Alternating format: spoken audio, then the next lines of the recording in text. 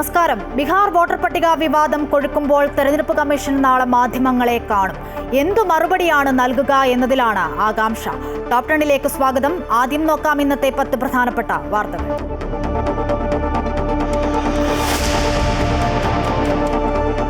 Voter പട്ടിക വിവാദം ശക്തമായിരിക്കെ തെരഞ്ഞെടുപ്പ് കമ്മീഷൻ നാളെ മാധ്യമങ്ങളെ കാണും. വോട്ട് മോഷണം ഉൾപ്പെടെ രാഹുൽ ഗാന്ധി ഉയർത്തിയ ആരോപണങ്ങൾക്ക് മറുപടി നൽകിയേക്കും. വോട്ടർ പട്ടിക ക്രമക്കേട് ആരോപണത്തിൽ രാഹുൽ ഗാന്ധിയുടെ രാജ്യവ്യാപക പ്രതിഷേധത്തിന് നാളെ ബീഹാറിൽ തുടക്കം.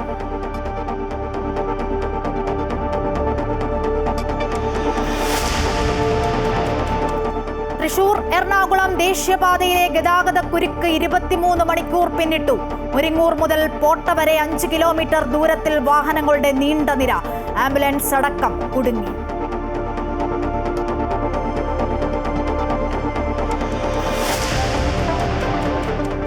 ADGP MR അജിത് കുമാറിന് ക്ലീൻ ചിറ്റ് നൽകിയ വിജിലൻസ് റിപ്പോർട്ടിലെ കൂടുതൽ വിവരങ്ങൾ പുറത്ത്. കവടിയാറിലെ ആഡംബര വീട് നിർമ്മാണം ഉൾപ്പെടെയുള്ള PV അൻവറിന്റെ 5 ആരോപണങ്ങളും പൂർണ്ണമായി തള്ളി അന്വേഷണ റിപ്പോർട്ട്. ഭരണഘടനാ വിരുദ്ധമായി പ്രവർത്തിച്ച പിണറായി വിജയന് മുഖ്യമന്ത്രി സ്ഥാനത്ത് തുടരാൻ അവകാശമില്ലെന്ന് പ്രതിപക്ഷം.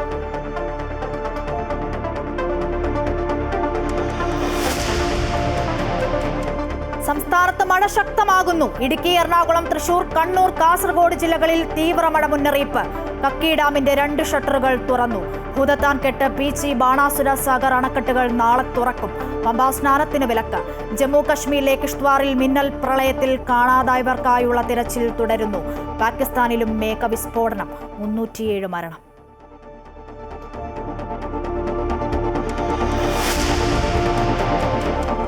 മത്സരിച്ച് ജയിച്ചതിൽ സന്തോഷമുണ്ടെന്ന അമ്മ സംഘടനയുടെ പുതിയ president Shweta Menon.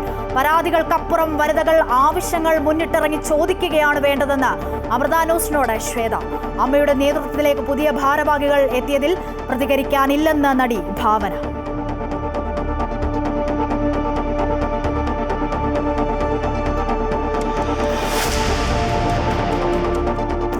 Arch bishop Joseph പാംപ്ലാനിക്കെതിരെ CPM വിമർശനത്തിൽ കടുത്ത പ്രതിഷേധവുമായി സിറോ മലബാർ സഭ. MV ഗോവിന്ദന്റെ പ്രസ്താവന നിരുത്തരവാദപരമെന്ന് സഭ.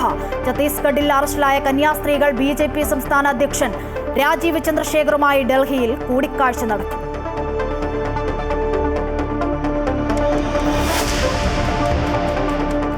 ഇന്ത്യക്കുള്ള അധിക തീരുവ ഒഴിവാക്കുമെന്ന സൂചനയുമായി US പ്രസിഡന്റ് ഡൊണാൾഡ് ട്രംപ്. നിർണായക തീരുമാനങ്ങളില്ലാതെ ട്രംപ് പുടിൻ അലാസ്ക ഉച്ചകോടി. യുക്രൈൻ പ്രസിഡന്റ് സെലൻസ്കി തിങ്കളാഴ്ച അമേരിക്കയിലെത്തി ട്രംപിനെ കാണും. സമാധാന ശ്രമങ്ങളെ സ്വാഗതം ചെയ്ത് ഇന്ത്യ.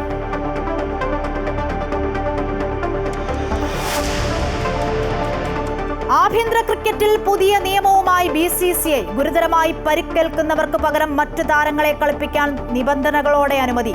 തീരുമാനം ദുലീപ് ട്രോഫി ടൂർണമെന്റ് മുതൽ നടപ്പിലാക്കും.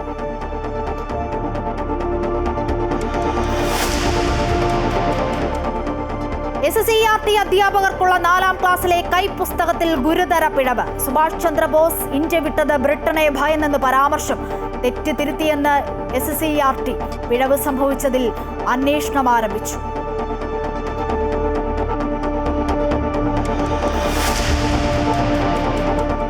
Story of the day. ചിരട്ടയിൽ ഒരു കരവിരുത്. വാർത്തകൾ വിശദമായി സമഗ്രമായി നോക്കാം. വോട്ടർ പട്ടിക ക്രമക്കേട് വിവാദം ശക്തമായിരിക്കെ തെരഞ്ഞെടുപ്പ് കമ്മീഷൻ നാളെ മാധ്യമങ്ങളെ കാണും. വൈകിട്ട് 3 മണിക്കാണ് മുഖ്യ തെരഞ്ഞെടുപ്പ് കമ്മീഷണർ ഗ്യാനേഷ് കുമാർ വാർത്താ സമ്മേളനം വിളിച്ചിരിക്കുന്നത്. വോട്ട് മോഷണ ആരോപണം ഉന്നയിച്ച് രാഹുൽ ഗാന്ധിയുടെ വോട്ടർ അധികാർ യാത്ര നാളെ ബീഹാറിൽ തുടങ്ങും. ഇതിനു പിന്നാലെയാണ് തെരഞ്ഞെടുപ്പ് കമ്മീഷൻ മാധ്യമങ്ങളെ കാണുന്നത്. രാഹുൽ ഗാന്ധിയുടെ ആരോപണങ്ങൾക്ക് മറുപടിയും വിശദീകരണം നൽകുകയായിരിക്കും കമ്മീഷൻ ഉദ്ദേശിക്കുന്നത്. വോട്ടർ പട്ടിക ക്രമക്കേടിനും പരിഷ്കരണത്തിനുമെതിരെ രാഹുൽ ഗാന്ധി നടത്തുന്ന വോട്ടർ അധികാർ യാത്രയ്ക്ക് നാളെ തുടക്കം. ബീഹാറിൽ നിന്നുമാണ് യാത്ര തുടങ്ങുന്നത്. RJD നേതാവ് തേജസ്വി യാദവ് രാഹുലിനൊപ്പം യാത്രയിൽ പങ്കെടുക്കും. ഓഗസ്റ്റ് 30 യാത്ര സമാപിക്കും. തുടർന്ന് സെപ്റ്റംബർ 1 വോട്ടർ അധികാർ റാലി നടക്കും. വോട്ട് മോഷണത്തിനും വോട്ടർ പട്ടിക പരിഷ്കരണത്തിനുമെതിരെ പ്രത്യക്ഷ സമരപരിപാടിക്ക് തുടക്കം കുറിക്കുകയാണ് പ്രതിപക്ഷ നേതാവ് രാഹുൽ ഗാന്ധി. ഇതിന്റെ ഭാഗമായാണ് വോട്ടർ അധികാർ യാത്ര രാഹുൽ ഗാന്ധി തുടങ്ങിവെക്കുന്നത്. ബീഹാറിൽ നിന്നാണ് ആദ്യ യാത്ര തുടങ്ങുന്നത്. 23 ജില്ലകളിലെ 50 നിയമസഭാ മണ്ഡലങ്ങളിലൂടെയാണ് യാത്ര കടന്നു പോകുന്നത്. നാളെ തുടങ്ങുന്ന യാത്ര 30-ന് സമാപിക്കും. കോൺഗ്രസ് നേതാക്കൾക്ക് പുറമെ ഇന്ത്യ സഖ്യം നേതാക്കളും യാത്രയുടെ ഭാഗമാകും. സംസര മേഖലയിൽ നിന്ന് യാത്ര തുടങ്ങുമ്പോൾ RJD നേതാവ് തേജസ്വി യാദവ് പങ്കെടുക്കും. 13 ദിവസമാണ് സംസ്ഥാനത്ത് രാഹുൽ ഗാന്ധിയുടെ യാത്ര ഉണ്ടാകുക. സെപ്റ്റംബർ 1-ന് പാട്നയിൽ മെഗാ വോട്ടർ അധികാർ റാലി സംഘടിപ്പിക്കുന്നുണ്ട്. കുറ്റമറ്റ വോട്ടർ പട്ടിക ഉറപ്പാക്കുകയാണ് യാത്രയുടെ ലക്ഷ്യം. വോട്ടർ പട്ടിക പരിഷ്കരണത്തിൽ വ്യാപക ക്രമക്കേട് നടക്കുന്നു എന്നാണ് കോൺഗ്രസിന്റെ ആരോപണം. രണ്ടാം ഭാരത് ജോഡോ യാത്രയ്ക്ക് ശേഷമുള്ള വോട്ടർ അധികാർ യാത്ര വരാൻ പോകുന്ന നിയമസഭാ തെരഞ്ഞെടുപ്പുകളിൽ കരുത്താകുമെന്നാണ് പ്രതിപക്ഷത്തിന്റെ പ്രതീക്ഷ. നിയമസഭാ തെരഞ്ഞെടുപ്പ് നടക്കാൻ മാസങ്ങൾ മാത്രം ശേഷിക്കെ രാഹുൽ ഗാന്ധി നേരിട്ട് സമരം നയിക്കുന്നത് BJP സഖ്യത്തിന് ആശങ്ക ഉണ്ടാക്കുന്നുണ്ട്. അതേസമയം തോൽക്കുമ്പോൾ മാത്രം വോട്ടർ പട്ടികയിൽ ക്രമക്കേട് ആരോപിക്കുന്ന കോൺഗ്രസിന്റെ ഇരട്ടത്താപ്പ് ജനങ്ങൾ തിരിച്ചറിയുമെന്നാണ് BJPയുടെ മറുപടി. അമൃത ന്യൂസ്, ന്യൂഡൽഹി.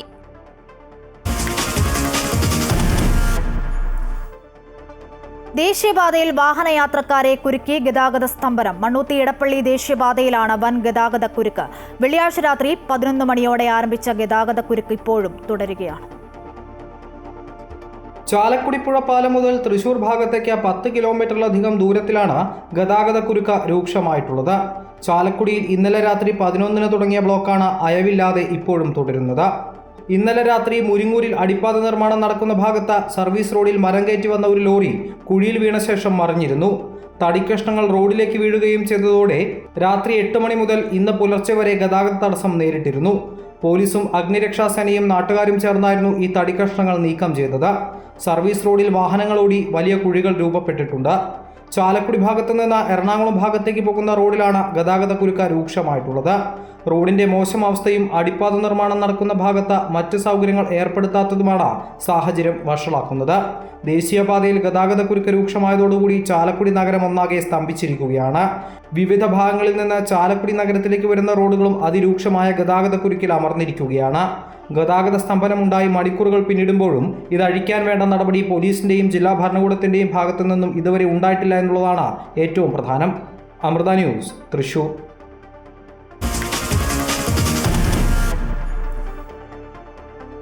മധ്യകേരളത്തിൽ ശക്തമായ മഴ മുന്നറിയിപ്പുമായി കാലാവസ്ഥാ വകുപ്പ്. മധ്യകേരളത്തിലും വടക്കൻ കേരളത്തിലുമായി 5 ജില്ലകളിൽ ഓറഞ്ച് അലർട്ടാണ്. ഇന്ന് എല്ലാ ജില്ലകളിലും മഴ മുന്നറിയിപ്പുണ്ട്. ജലനിരപ്പ് ഉയർന്നതിനെ തുടർന്ന് ഭൂതത്താൻ അണക്കെട്ടിന്റെ എല്ലാ ഷട്ടറുകളും തുറന്നു. പെരിയാറിന്റെ തീരത്തും കളക്ടർ ജാഗ്രതാ നിർദ്ദേശം പുറപ്പെടുവിച്ചു. ഇന്നു മുതൽ ചൊവ്വാഴ്ച വരെ മധ്യകേരളത്തിൽ ഇടുക്കി, എറണാകുളം, തൃശൂർ ജില്ലകളിലും വടക്കൻ കേരളത്തിൽ കണ്ണൂർ, കാസർഗോഡ് ജില്ലകളിലുമാണ് ശക്തമായ മഴയുടെ സാഹചര്യത്തിൽ ഓറഞ്ച് അലർട്ട് പ്രഖ്യാപിച്ചിരിക്കുന്നത്. ഇന്ന് സംസ്ഥാനത്ത് എല്ലാ ജില്ലകളിലും മഴ മുന്നറിയിപ്പുണ്ട്. നാളെ മധ്യകേരളത്തിലും വടക്കൻ കേരളത്തിലുമായി 9 ജില്ലകളിലാണ് മഴ മുന്നറിയിപ്പുള്ളത്.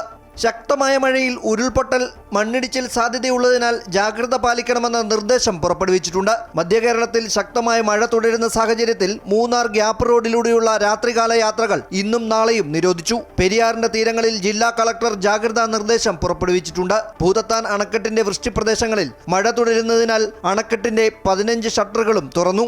ജലനിരപ്പ് ക്രമാതീതമായി ഉയരാനുള്ള സാധ്യത കണക്കിലെടുത്ത് കക്കി, ആണത്തോട് ഡാമുകളുടെ ഷട്ടറുകളും തുറന്നു. തീരപ്രദേശങ്ങളിൽ ശക്തമായ കാറ്റിനും വൻ തിരമാലകൾക്കും സാധ്യതയുണ്ട്.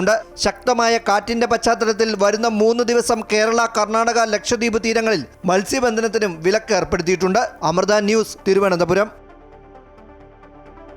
പത്തനംതിട്ട ജില്ലയിൽ ഇടവിട്ടു പെയ്ത കനത്ത മഴയിൽ മിക്കയിടങ്ങളിലും നാശനഷ്ടം. ഓമല്ലൂർ ഐമാലിയിൽ കാറ്റിൽ 3 വീടുകൾക്ക് നാശം സംഭവിച്ചു. മരങ്ങൾ കടപുഴകി വീടിന് മുകളിലേക്ക് വീഴുകയും വീടിന്റെ മേൽക്കൂര ഭാഗികമായി തകർന്നു. മഴയെ തുടർന്ന് ജലനിരപ്പ് ഉയർന്നതിനാൽ കക്കി, ആനത്തോട് അണക്കെട്ടിന്റെ ഷട്ടറുകൾ തുറന്നു. ശനിയാഴ്ച ഉച്ചയ്ക്ക് 2 മണിയോടെയാണ് 2 ഷട്ടറുകൾ 30 സെന്റിമീറ്റർ വീതം ഉയർത്തിയത്. ഈ സാഹചര്യത്തിൽ തീർത്ഥാടകരും പൊതുജനങ്ങളും പമ്പ, ത്രിവേണിയിലും മറ്റ് സ്ഥലങ്ങളിലും നദിയിലിറങ്ങുന്നതും കുളിക്കടവുകൾ ഉപയോഗിക്കുന്നതും താൽക്കാലികമായി നിരോധിച്ചു.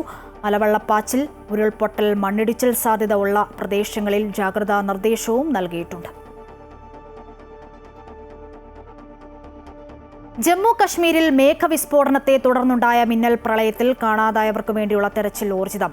200ഓളം പേരെ ഇനിയും കണ്ടെത്താനുണ്ടെന്നാണ് വിവരം. അതേസമയം ഇതുവരെ 60 പേരുടെ മൃതദേഹങ്ങൾ കണ്ടെത്തി. രക്ഷപ്പെടുത്തിയ 116 പേരുടെ ആരോഗ്യനില തൃപ്തികരമെന്ന് ജില്ലാ ഭരണകൂടം അറിയിച്ചു.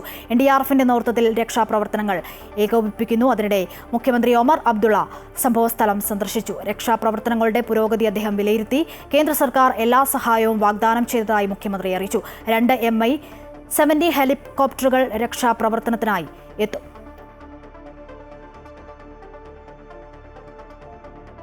പാകിസ്ഥാനിൽ മിന്നൽ പ്രളയത്തിൽ 300-ലധികം പേർ മരിച്ചതായി റിപ്പോർട്ട്. നിരവധി പേരെ വെള്ളപ്പൊക്കത്തിൽ കാണാതായി. പ്രളയത്തിൽ ഏറ്റവും നാശനഷ്ടമുണ്ടായത് വടക്ക് പടിഞ്ഞാറൻ പാകിസ്ഥാനിലെ ബോണർ ജില്ലയിലാണ്. 157 പേരാണ് ഈ പ്രദേശത്ത് മാത്രം മരിച്ചത്.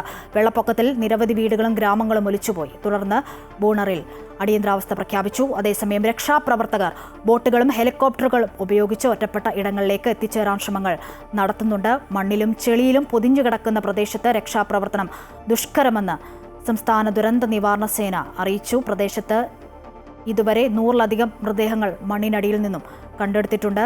ബജൌറിൽ പ്രതികൂല കാലാവസ്ഥയെ തുടർന്ന് ഭക്ഷണവുമായി എത്തിയ ഹെലികോപ്റ്റർ തകർന്നു വീണ് 2 പൈലറ്റുമാർ മരിച്ചു.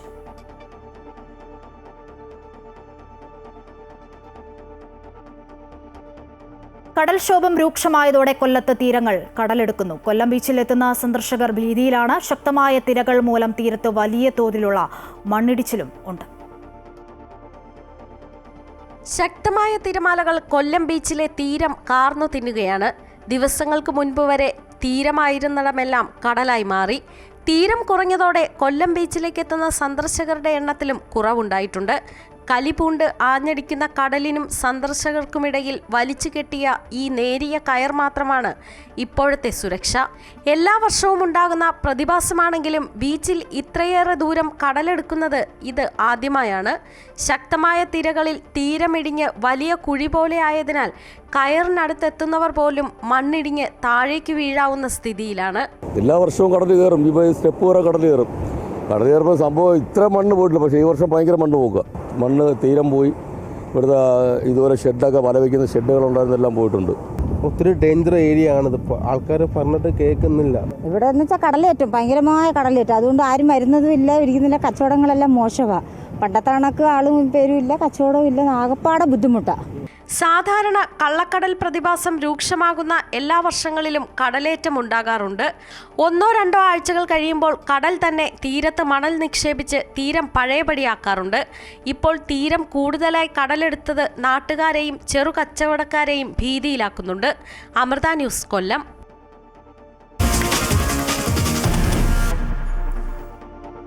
അനധികൃത സ്വത്ത് സമ്പാദന കേസിൽ ADGP MR അജിത് കുമാറിനെതിരായ വിജിലൻസിന്റെ അന്വേഷണ റിപ്പോർട്ട് പുറത്ത്. കവടിയാറിലെ ആഡംബര വീട് നിർമ്മാണം ഉൾപ്പെടെയുള്ള PV അൻവറിന്റെ 5 ആരോപണങ്ങളും പൂർണ്ണമായി തള്ളുകയാണ് അന്വേഷണ റിപ്പോർട്ട്. ADGP MR അജിത് കുമാറിനെതിരായ PV അൻവറിന്റെ ആരോപണങ്ങൾ തികച്ചും അടിസ്ഥാനരഹിതവും വാസ്തവ വിരുദ്ധവുമാണെന്നാണ് വിജിലൻസിന്റെ അന്വേഷണ റിപ്പോർട്ടിലുള്ളത്. മലപ്പുറം ക്യാമ്പ് ഓഫീസിലെ മരമുറി ഷാജൻ സ്കറിയയുമായി ബന്ധപ്പെട്ട കേസ് ഒഴിവാക്കിയ നടപടി, കവടിയാറിലെ ആഡംബര വീടിന്റെ നിർമ്മാണം, കുറവൻകോണത്തെ ഫ്ളാറ്റ് വിൽപ്പന, അനധികൃത സ്വത്ത് സമ്പാദനം എന്നിങ്ങനെ PV അൻവർ ഉന്നയിച്ച 5 ആരോപണങ്ങൾക്കെതിരെയാണ് വിജിലൻസ് അന്വേഷണം നടത്തിയത്. ഷാജൻ സ്കറിയയിൽ നിന്ന് അജിത് കുമാർ പണം വാങ്ങിയതിനും സ്വർണ്ണക്കടത്ത് കേസിൽ സാമ്പത്തിക ലാഭം ഉണ്ടാക്കിയെന്നതിനും തെളിവില്ല. സ്വർണ്ണക്കടത്ത് കേസിലെ ഒരു നടപടികളിലും ADGPക്ക് പങ്കില്ലെന്നും വിജിലൻസ് അന്വേഷണ റിപ്പോർട്ടിൽ വ്യക്തമാക്കുന്നുണ്ട്. ആരോപണങ്ങളിൽ രേഖകൾ ഹാജരാക്കാൻ അൻവറിന് സാധിച്ചില്ല. കവടിയാറിൽ ആഡംബര വീട് നിർമ്മിക്കുന്നത് കൃത്യമായ അനുമതിയോടെയാണെന്നും ധനസമ്പാദനത്തിൽ ക്രമക്കേടുകൾ കണ്ടെത്തിയിട്ടില്ലെന്നും അന്വേഷണ റിപ്പോർട്ടിൽ പറയുന്നു. ADGP MR അജിത് കുമാറിനെതിരായ വിജിലൻസ് റിപ്പോർട്ട് വിവരാവകാശ പ്രകാരം സർക്കാർ പുറത്തുവിട്ടിരുന്നില്ല. റിപ്പോർട്ടിലുള്ള കാര്യങ്ങൾ വ്യക്തിപരമാണെന്നും പുറത്തുവിടുന്നത് MR അജിത് കുമാറിന്റെ സ്വകാര്യതയെ ബാധിക്കുമെന്നുമായിരുന്നു വിശദീകരണം. റിപ്പോർട്ട് പൊതു താൽപര്യത്തിന്റെയോ പൊതുപ്രവർത്തനത്തിന്റെയോ ഭാഗമല്ലെന്ന വിലയിരുത്തലിന്റെ അടിസ്ഥാനത്തിലാണ് വിവരാവകാശ പ്രകാരം മറുപടി നൽകാതെയിരുന്നത്. അനധികൃത സ്വത്ത് സമ്പാദന കേസിൽ അഭിഭാഷകനായ നെയ്യാറ്റിൻകര നാഗരാജു നൽകിയ ഹർജി പരിഗണിച്ച തിരുവനന്തപുരം വിജിലൻസ് കോടതി സർക്കാർ സമർപ്പിച്ച ക്ലീൻ ചിറ്റ് റിപ്പോർട്ട് പരിശോധിക്കുകയും റിപ്പോർട്ട് അപൂർണമാണെന്ന് കണ്ട് കഴിഞ്ഞ ദിവസം തള്ളുകയുമായിരുന്നു. അമൃത ന്യൂസ്, തിരുവനന്തപുരം. അനധികൃത സ്വത്ത് സമ്പാദന കേസിൽ ADGP MR അജിത് കുമാറിന് ക്ലീൻ ചിറ്റ് നൽകിയ മുഖ്യമന്ത്രി ഇനി ആ പദവിയിലിരിക്കാൻ യോഗ്യനല്ലെന്ന് മുതിർന്ന കോൺഗ്രസ് നേതാവ് രമേശ് ചെന്നിത്തല. തിരുവനന്തപുരം വിജിലൻസ് കോടതി അതിനിശിതമായാണ് മുഖ്യമന്ത്രിയെ വിമർശിച്ചത്. അജിത് കുമാറിനെ രക്ഷിക്കാൻ തയ്യാറാക്കിയ തട്ടിക്കൂട്ട് റിപ്പോർട്ടാണ് വിജിലൻസ് തയ്യാറാക്കിയത്. മുഖ്യമന്ത്രിക്ക് വേണ്ടി RSS നേതാക്കളെ കണ്ടതും പൂരം കലക്കാൻ മുൻകൈ എടുത്തത് അജിത് കുമാറാണെന്നും അദ്ദേഹം കോഴിക്കോട് പറഞ്ഞു. മുഖ്യമന്ത്രിക്ക് ഈ അന്വേഷണ റിപ്പോർട്ട് ശരിവെക്കാനുള്ള യാതൊരു അധികാരവുമില്ല. ആ മുഖ്യമന്ത്രിയുടെ നോട്ടോടുകൂടിയ ഫയലിലെ നോട്ടിങ്ങോടുകൂടിയാണ് ബഹുമാനപ്പെട്ട വിജിലൻസ് കോടതിയിൽ പ്രോസിക്യൂട്ടർ അവതരിപ്പിച്ചത്. ADGP അജിത് കുമാറിനെ മുഖ്യമന്ത്രി വഴിവിട്ട് സഹായിക്കുന്നു എന്നതിന് തെളിവാണ് കോടതി പരാമർശത്തിലൂടെ വ്യക്തമാകുന്നതെന്ന് പ്രതിപക്ഷ നേതാവ് VD സതീശൻ. മുഖ്യമന്ത്രി എല്ലാ കൊള്ളരുതായ്മയും അജിത് കുമാറിനെ കൊണ്ട് ചെയ്യിപ്പിച്ചു. അതിനാലാണ് ഇപ്പോഴും മുഖ്യമന്ത്രി സംരക്ഷണമൊരുക്കുന്നത്. KM മാണിക്കെതിരെ കോടതിയുടെ പരോക്ഷ പരാമർശത്തിൽ കാണിച്ച ധാർമ്മികത ഇപ്പോഴും പിണറായി വിജയനുണ്ടോ എന്നും പ്രതിപക്ഷ നേതാവ് തൊടുപുഴയിൽ ചോദിച്ചു. ഗുരുതരമായ പരാമർശങ്ങളാണ് ഇതിനകത്തുള്ളത്. സർക്കാരിനെതിരെ, മുഖ്യമന്ത്രിക്കെതിരെ സ്വജനപക്ഷപാതമാണ് നടത്തിയിരിക്കുന്നത്. സ്വന്തക്കാരെ രക്ഷിക്കാൻ വേണ്ടി അദൃശ്യ ശക്തികൾ പ്രവർത്തിച്ചിരിക്കുന്നു. മുഖ്യമന്ത്രി അധികാര ദുർവിനിയോഗം ആണല്ലോ.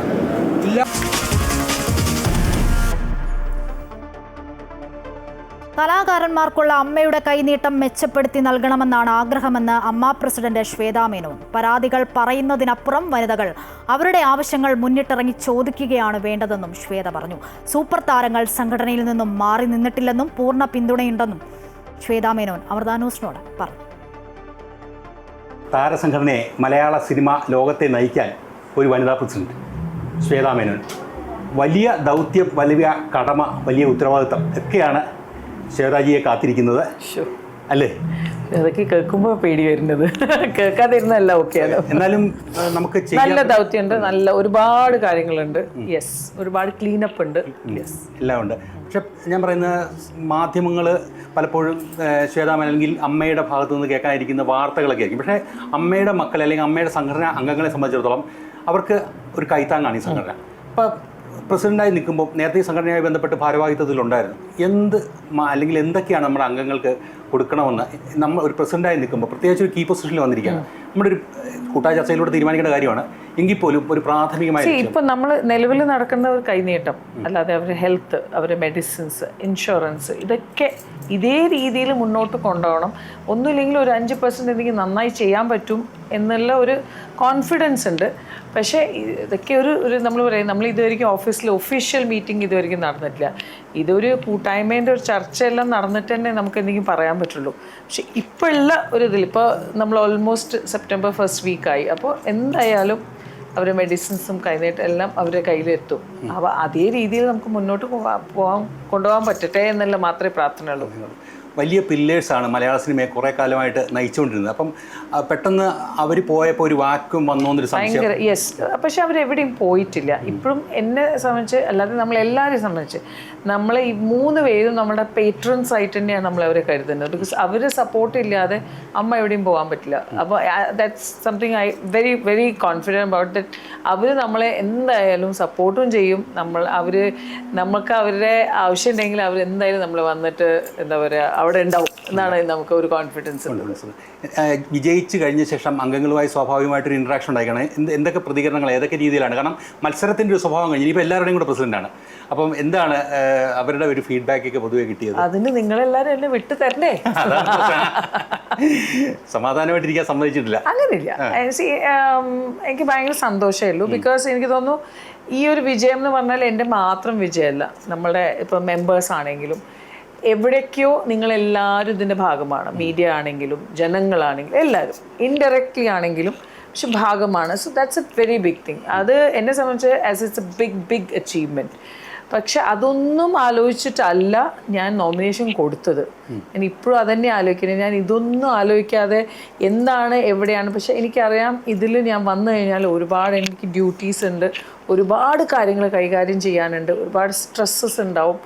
ആൻഡ് അതേ സമയത്ത് എനിക്ക് എൻ്റെതായ കുടുംബമുണ്ട്, എൻ്റെ ഫാമിലി ഉണ്ട്, വർക്ക് ഉണ്ട്, ട്രാവൽ ഉണ്ട്, നമുക്ക് നമ്മുടെ ഇനോഗ്രേഷൻസും ഫിലിം ഷൂട്ടിങ്സ് എല്ലാം ഉണ്ട്. പക്ഷെ എവിടേക്കോ as a I think woman, എനിക്ക് തോന്നുന്നു പണ്ട് കുറച്ച് വർഷങ്ങൾ മുമ്പേ മമ്മൂട്ടി പറഞ്ഞിട്ടുണ്ടായിരുന്നു, സ്ത്രീകൾ വന്നാൽ അവർ മൾട്ടി ടാസ്കേഴ്സ് അല്ല, അവരെല്ലാം കുടുംബിനി അല്ലേ. അപ്പോൾ അവർക്കെല്ലാം കുറേ കാര്യങ്ങൾ ചെയ്യാൻ എവിടേക്കോ അത് ദൈവം കൊടുത്തൊരു പവറുണ്ട്. ഐ ഫീൽ ആ ഒരു സീരിയസ്നെസ് ഇതുവരെയ്ക്കും എനിക്ക് വന്നിട്ടില്ല. ഐ നോ ദാറ്റ് ഒരുപാട് കാര്യങ്ങളുണ്ട്. ആദ്യത്തെ കുറച്ച് മാസങ്ങൾ it will be little difficult. അമ്മയുടെ മീറ്റിംഗ് എല്ലാം ഉടനെ ഷെഡ്യൂൾ ചെയ്യും, അങ്ങനെ പ്ലാനിങ് ഷെഡ്യൂൾ ചെയ്തിട്ടുണ്ട്. നമ്മൾ ഇന്നലെ അൺഒഫീഷ്യലി മീറ്റ് ചെയ്തു. അപ്പോൾ എല്ലാവരും, ബിക്കോസ് ആദ്യത്തെ മീറ്റിംഗ് ആയതുകൊണ്ട് എല്ലാവരും ഒരുമിച്ചുണ്ടാവണം. അപ്പോഴല്ലേ നമുക്ക് എല്ലാവർക്കും ഇതെനിക്ക് തോന്നുന്നു കുറച്ച് ദിവസങ്ങൾ എടുക്കും. ഒന്ന് നമ്മൾ അങ്ങോട്ടും ഇങ്ങോട്ടും അറിഞ്ഞ് നമ്മുടെ ഐഡിയാസ് ഒന്ന് ഷെയർ ചെയ്ത് നമുക്കിതെങ്ങനെ സൊല്യൂഷൻ ചെയ്യാം. അപ്പോൾ ഇറ്റ്സ് ഗുഡ് ടു സീ പുതിയ ആൾക്കാർ, പുതിയ ഭാരവാഹികൾ. അപ്പോൾ അതിൻ്റെതായ ഒരു എക്സൈറ്റ്മെൻറ്റും ഉണ്ട്, നെർവസ്നെസ്സും ഉണ്ട്, പക്ഷേ ഒരു ചാലഞ്ചും ഉണ്ട്.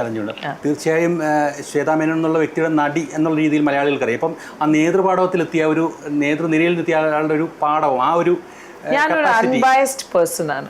I M not a very biased person. അപ്പോൾ അൺബയസ്ഡ് പേഴ്സൺ ആയതുകൊണ്ട് കോൺഫിഡൻസ് ഉണ്ട് ദാറ്റ് കുറച്ച് സംസാരിക്കാതെ കേൾക്കാനുള്ള ഒരു ശേഷം കുറച്ച് കൂട്ടണം എന്നാണ് എൻ്റെ മീഡിയ ആയിട്ട് കുറച്ചുകൂടി ഇതേ ബന്ധം തന്നെ കാത്തു സൂക്ഷിക്കുമല്ലോ തീർച്ചയായിട്ടും. പിന്നെ ഞാൻ എൻ്റെ ഭർത്താവ് മീഡിയക്കാരനല്ലേ, അപ്പോൾ എനിക്ക് ഐ ലവ് മീഡിയ. അല്ല, കുറച്ച് കാലമായിട്ട് കുറച്ച് അകന്നു നിൽക്കുകയായിരുന്നു മീഡിയ. അല്ല, അമ്മയുടെ ഭാരവാഹികൾ പൊതുവെ. അതുകൊണ്ട് ഇനിയിപ്പോൾ പഴയ ഞങ്ങൾക്ക് അമ്മ വന്നു എന്തായാലും വലിയ സന്തോഷം ഈ ചുരുങ്ങി. കാരണം തീർച്ചയായിട്ടും മീഡിയ വിട്ടു തന്നില്ലെന്ന് പറഞ്ഞു. അപ്പോൾ എന്തായാലും വിശദമായ അമ്മയുടെ ഭാവി പരിപാടികളുമായിട്ട് ഞങ്ങളുമായിട്ട് വീണ്ടും എത്തണം. എന്തായാലും എല്ലാവിധ ആശംസകളും. Thank you so much. Thank you so much. താരസംഘടന അമ്മയുടെ നേതൃത്വത്തിലേക്ക് പുതിയ ഭാരവാഹികൾ എത്തിയതിൽ പ്രതികരിക്കാനില്ലെന്ന് നടി ഭാവന. താനിപ്പോൾ അമ്മയിൽ അംഗമല്ല. നേതൃത്വത്തിലേക്ക് പുതിയ ഭാരവാഹികൾ എത്തിയതിനെക്കുറിച്ച് അറിയില്ല. സാഹചര്യം വരുമ്പോൾ അതിനെക്കുറിച്ച് സംസാരിക്കാമെന്നും ഭാവന പ്രതികരിച്ചു. എനിക്ക് അത് നമുക്ക് പിന്നെ എപ്പോഴെങ്കിലും പറയാം, വേറെ സാഹചര്യത്തിൽ സംസാരിക്കാം. എന്തായാലും WCC ഉൾപ്പെടെ എല്ലാവരുമായിട്ട് സഹകരിക്കാൻ തയ്യാറാണെന്ന് പുതിയ പ്രസിഡന്റ് വ്യക്തമാക്കിയിട്ടുണ്ട്. അവർ സഹകരിക്കുമെന്ന് എനിക്ക് സത്യം പറഞ്ഞാൽ അറിയില്ല, ബിക്കോസ് ഞാനിപ്പോൾ അമ്മയിലൊരു മെമ്പർ അല്ല. സോ ഐ തിങ്ക് നമുക്ക് അതിന് ഒരു സാഹചര്യം വരുമ്പോൾ സംസാരിക്കാം. ഫിലിം ചേംബർ തെരഞ്ഞെടുപ്പിൽ സെക്രട്ടറി സ്ഥാനത്തേക്ക് നാമനിർദ്ദേശ പത്രിക സമർപ്പിച്ച് സാന്ദ്ര തോമസ്. കഴിഞ്ഞ പരാജയത്തിൽ നിന്നും പാഠം ഉൾക്കൊണ്ട് പൊരുതുമെന്ന് സാന്ദ്ര പറഞ്ഞു. നീതി കിട്ടുമെന്ന പ്രതീക്ഷയില്ല, പക്ഷേ ശ്രമം തുടർന്നുകൊണ്ടേയിരിക്കും. സിനിമാ സംഘടനകളെല്ലാം മാഫിയ സംഘങ്ങളുടെ കൈകളിലാണ്. അതിൽ നിന്നും ഒരു മുക്തി നേടണമെങ്കിൽ അംഗങ്ങൾ തന്നെ വിചാരിക്കണം. അമ്മയിൽ സ്ത്രീകൾ വന്നത് സ്വാഗതാർഹമെന്നും സാന്ദ്ര വ്യക്തമാക്കി. കഴിഞ്ഞ പരാജയത്തിൽ നിന്ന് പാഠം ഉൾക്കൊണ്ടുകൊണ്ടായിരിക്കും ഇപ്പോൾ സെക്രട്ടറി സ്ഥാനത്തേക്ക് ഞാൻ നിൽക്കുകയാണ് ചേംബറിൻ്റെ. അപ്പോൾ പോരാട്ടം തുടരുക തന്നെയാണ്.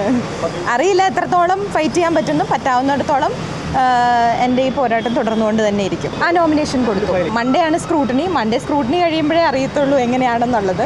ഞാൻ എക്സിക്യൂട്ടീവ് കമ്മിറ്റിയിലും കൊടുത്തിട്ടുണ്ട്. ഇപ്പം പ്രൊഡ്യൂസേഴ്സ് അസോസിയേഷനിലെ ഒരു അവസ്ഥ അറിയാമല്ലോ. അപ്പോൾ അതുകൊണ്ട് തന്നെ അതിലും കൊടുത്തിട്ടുണ്ടെന്നുള്ളതേ ഉള്ളൂ. സെക്രട്ടറി സ്ഥാനത്തേക്കായിരിക്കും മത്സരിക്കുന്നത്. CPM-നെതിരെ രൂക്ഷ വിമർശനവുമായി സിറോ മലബാർ സഭ.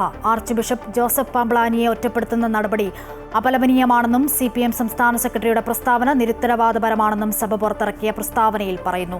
ഛത്തീസ്ഗഡ് വിഷയത്തിൽ തങ്ങളെ സഹായിച്ച എല്ലാവർക്കും നന്ദി പറയുന്ന നിലപാടാണ് ആർച്ച് ബിഷപ്പ് ജോസഫ് പാംബ്ലാനി സ്വീകരിച്ചത്. എന്നാൽ അനവസരത്തിലുള്ള പ്രസ്താവനകൾ വഴി ആർച്ച് ബിഷപ്പിനെ പൊതുസമൂഹത്തിന് മുൻപിൽ ആക്രമിക്കുകയാണ് ചെയ്തത്. സിറോ മലബാർ സഭയ്ക്ക് ഒരു രാഷ്ട്രീയ പാർട്ടിയോടും പ്രതിബദ്ധതയില്ലെന്നും സഭ ചൂണ്ടിക്കാട്ടി. ഛത്തീസ്ഗഡിൽ മതപരിവർത്തനവും മനുഷ്യക്കടത്തും ആരോപിച്ച് അറസ്റ്റിലായ കന്യാസ്ത്രീകൾ BJP സംസ്ഥാന അധ്യക്ഷൻ രാജീവ് ചന്ദ്രശേഖറുമായി കൂടിക്കാഴ്ച നടത്തി. ഡൽഹിയിൽ നടന്ന കൂടിക്കാഴ്ചയിൽ BJP സംസ്ഥാന ജനറൽ സെക്രട്ടറി അനൂപ് ആന്റണിയും പങ്കെടുത്തു. കന്യാസ്ത്രീകളുടെ കേസുമായി ബന്ധപ്പെട്ട് എല്ലാ സഹായവും BJP ചെയ്യുമെന്ന് നേതാക്കൾ ഉറപ്പു നൽകി. കേസ് റദ്ദാക്കണമെന്നാണ് ആവശ്യമെന്നും ആശങ്കകൾ അറിയിച്ചുവെന്നും കന്യാസ്ത്രീകളുടെ ബന്ധുക്കൾ പ്രതികരിച്ചു.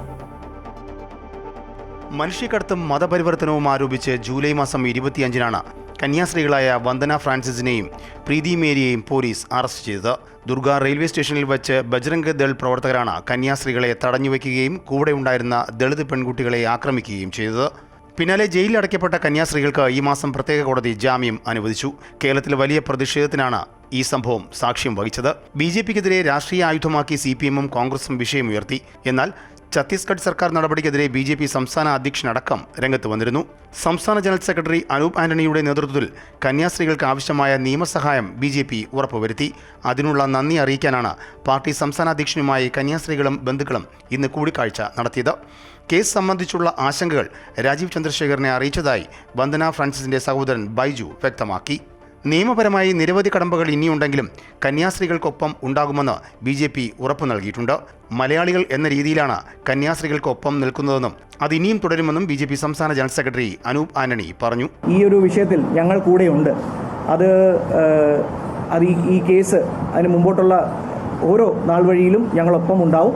അതിനു വേണ്ടിയിട്ട് വേണ്ട എല്ലാ കാര്യങ്ങളും ചെയ്തു കൊടുക്കാൻ തന്നെയാണ് ഭാരതീയ ജനതാ പാർട്ടി ആദ്യമേ തന്നെ തീരുമാനിച്ചിട്ടുള്ളത്. ലോകത്തിൻ്റെ ഏത് ഭാഗത്താണെങ്കിലും ഏതൊരു മലയാളിയും അത് ഞങ്ങൾ ജാതിയോ മതമോ ഒന്നും നോക്കിയിട്ടല്ല ഞങ്ങൾ സഹായിക്കാൻ ഇറങ്ങുന്നത്. അത് ഏത് മതത്തിൽപ്പെട്ട ഏത് ജാതിയിൽപ്പെട്ട വ്യക്തിയാണെങ്കിൽ പോലും ഞങ്ങളെക്കൊണ്ട് ചെയ്യാൻ സാധിക്കുന്ന രീതിയിൽ ഞങ്ങൾ സഹായിക്കാൻ ശ്രമിക്കും. നിയമസഹായം BJP ഉറപ്പു നൽകുന്നുവെങ്കിലും ആക്രമണം നടത്തിയ ബജ്രംഗ് ദൾ പ്രവർത്തകർക്കെതിരെ ഒരു നടപടിയും പോലീസ് എടുക്കാത്തതിൽ നേതൃത്വത്തിന് മറുപടിയില്ല. അമൃത ന്യൂസ്, ന്യൂഡൽഹി.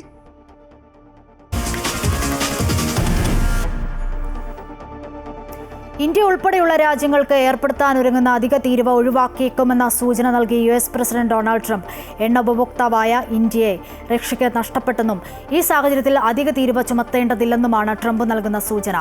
ചിലപ്പോൾ എനിക്കത് ചെയ്യേണ്ടി വരില്ലെന്ന് ട്രംപ് പറഞ്ഞു. റഷ്യയിൽ നിന്നും എണ്ണ വാങ്ങുന്നതിനാലാണ് ഇന്ത്യക്ക് കനത്ത തീരുവ ഏർപ്പെടുത്താൻ US തീരുമാനിച്ചത്.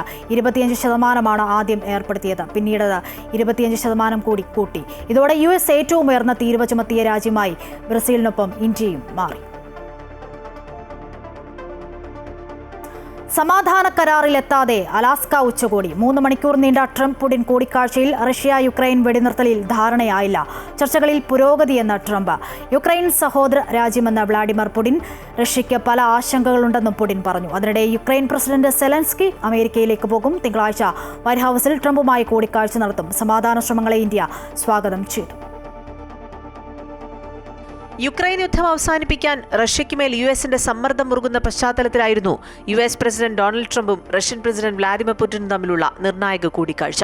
അന്തിമ കരാറിലെത്താനായില്ലെങ്കിലും ചർച്ചയിൽ വലിയ പുരോഗതിയുണ്ടെന്നും വൈകാതെ തന്നെ ലക്ഷ്യം കാണുമെന്നുമുള്ള പ്രതീക്ഷയാണ് ഇരു രാജ്യങ്ങളും പങ്കുവച്ചത്. പല കാര്യങ്ങളിലും ധാരണയായെന്നും നാറ്റോ രാജ്യങ്ങളുമായി ഉടൻ സംസാരിക്കുമെന്നും ഡൊണാൾഡ് ട്രംപ് വ്യക്തമാക്കി. Agreed on most of them, I would say. A couple of big ones that we haven't quite gotten there, but we've made some headway. So there's no deal until there's a deal. I will call up NATO in a little while. I will call up. സമാധാന ചർച്ചകളിൽ പുരോഗതിയെന്ന് പറഞ്ഞ Putin ചർച്ചകൾ തുടരുമെന്നും അറിയിച്ചു. ട്രംപിനെ Putin മോസ്കോയിലേക്ക് ക്ഷണിച്ചു. രണ്ടാം ഘട്ട ചർച്ചയിൽ യുക്രൈൻ പ്രസിഡന്റ് സെലൻസ്കിയെ കൂടി പങ്കെടുപ്പിക്കാനാണ് ട്രംപിന്റെ നീക്കം. ചർച്ചയിൽ ട്രംപിനൊപ്പം അമേരിക്കൻ വിദേശ സെക്രട്ടറി മാർക്കോ റൂബിയോ, പ്രത്യേക പ്രതിനിധി സ്റ്റീവ് വിറ്റ്കോഫ് എന്നിവർ പങ്കെടുത്തു. പുടിനൊപ്പം വിദേശകാര്യമന്ത്രി സെർഗി ലാവ്റോയും പങ്കെടുത്തു. അതേസമയം ധാരണയായ കാര്യങ്ങൾ ഏതൊക്കെയെന്ന് ട്രംപും പുടിനും വ്യക്തത നൽകിയില്ല. 6 വർഷങ്ങൾക്ക് ശേഷമാണ് പുടിനും ട്രംപും കൂടിക്കാഴ്ച നടത്തുന്നത്. നേരത്തെ വ്യോമതാവളത്തിലെത്തിയ പുടിനെ ട്രംപ് സ്വീകരിച്ചു. യുക്രൈൻ പ്രസിഡന്റ് വ്ളാഡിമിർ സെലൻസ്കി ഉൾപ്പെടെയുള്ള നേതാക്കളുമായി വെർച്വൽ കൂടിക്കാഴ്ച നടത്തിയ ശേഷമാണ് ഡൊണാൾഡ് ട്രംപ് ചർച്ചയ്ക്കെത്തിയത്. അലാസ്കയിലെ സോവിയറ്റ് സൈനികരുടെ കുഴിമാടങ്ങളിൽ റീത്ത് സമർപ്പിച്ച ശേഷമാണ് പുടിൻ മടങ്ങിയത്. News desk, Amrita TV.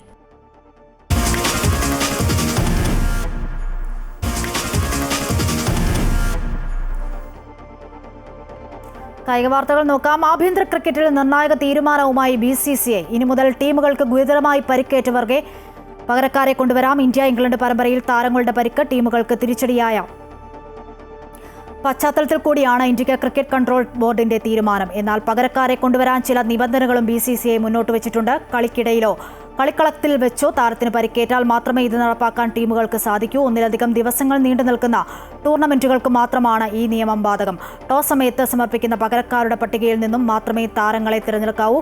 Duleep trophy tournament മുതൽ പുതിയ തീരുമാനം നടപ്പിലാക്കും.